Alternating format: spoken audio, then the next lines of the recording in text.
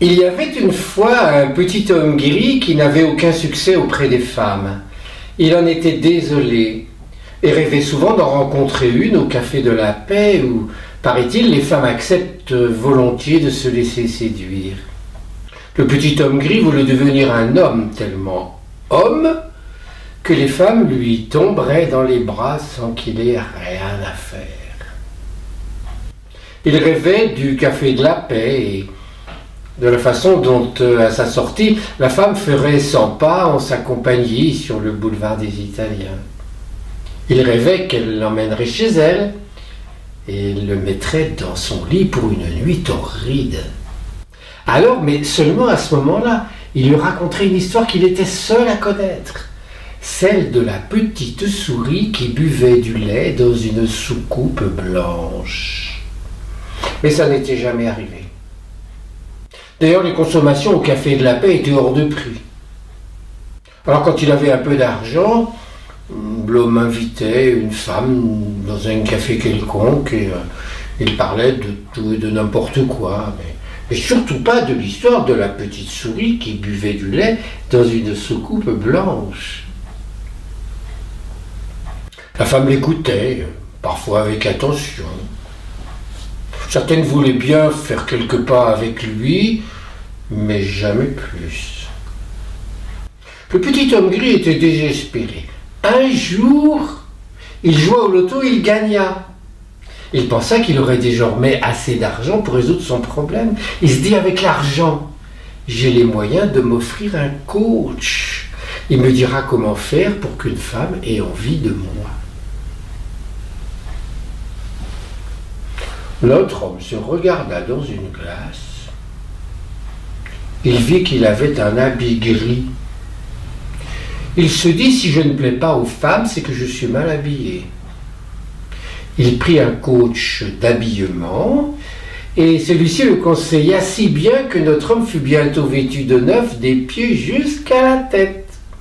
Le coach lui assura qu'avec une telle prestance, il ferait un tabac au Café de la Paix.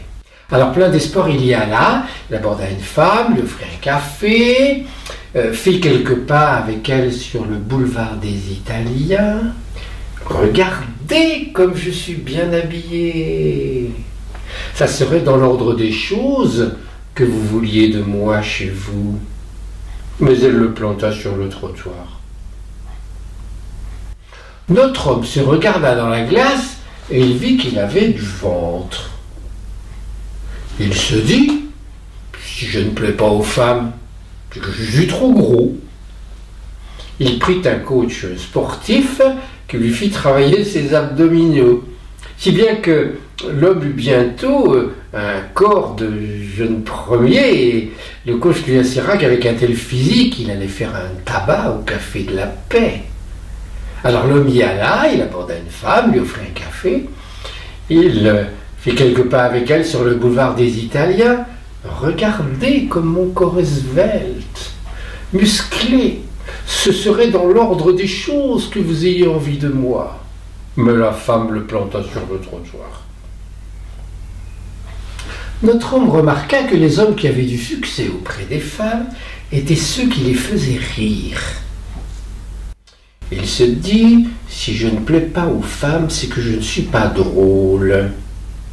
Il prit un coach de rigolade qui lui apprit à être spirituel. Plein d'espoir, il alla au Café de la Paix et engagea la conversation avec une femme en lui racontant des histoires drôles. La femme rit beaucoup. L'homme l'emmena sur le boulevard des Italiens.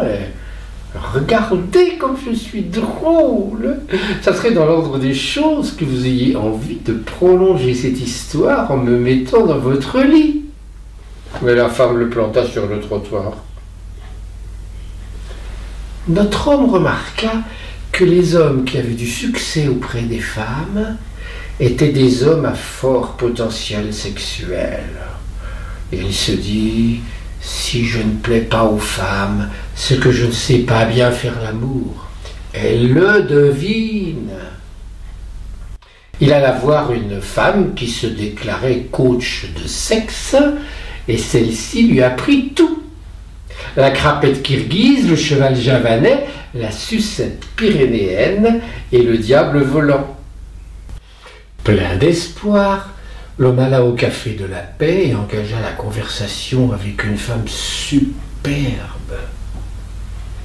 Il lui dit d'un air profond: « Je vais vous faire connaître des plaisirs comme vous n'en avez jamais connus. » Mais la femme le planta sur le trottoir.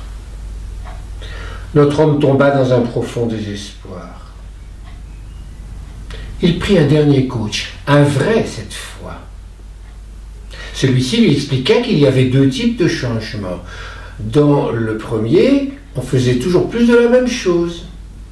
Dans le deuxième, on changeait en profondeur, en voyant les choses autrement. Puis il demanda à l'homme ce qu'il en pensait. Le premier changement, dit l'homme, c'est ce que je fais depuis 6 mois au café de la paix. Je change de méthode, mais c'est toujours la même chose. Je m'imagine que les femmes sont séduites par les apparences et je n'arrive pas à les intéresser à ma personne. Je me présente toujours d'une façon différente, mais c'est toujours une apparence.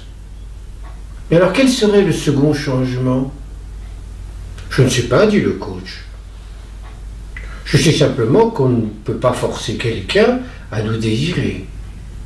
Je pense aussi que si vous voulez qu'une femme vous donne le meilleur d'elle-même, il faudrait d'abord que vous lui donniez le meilleur de vous-même. L'homme fut saisi au cœur. Il comprit qu'il lui fallait renoncer à séduire les femmes en leur montrant son apparence. Il comprit aussi qu'il devait laisser la femme libre de dire oui ou de dire non.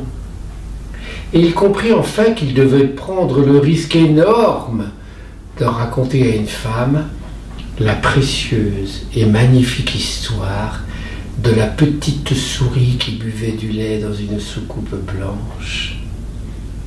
Bouleversé, il rentra chez lui.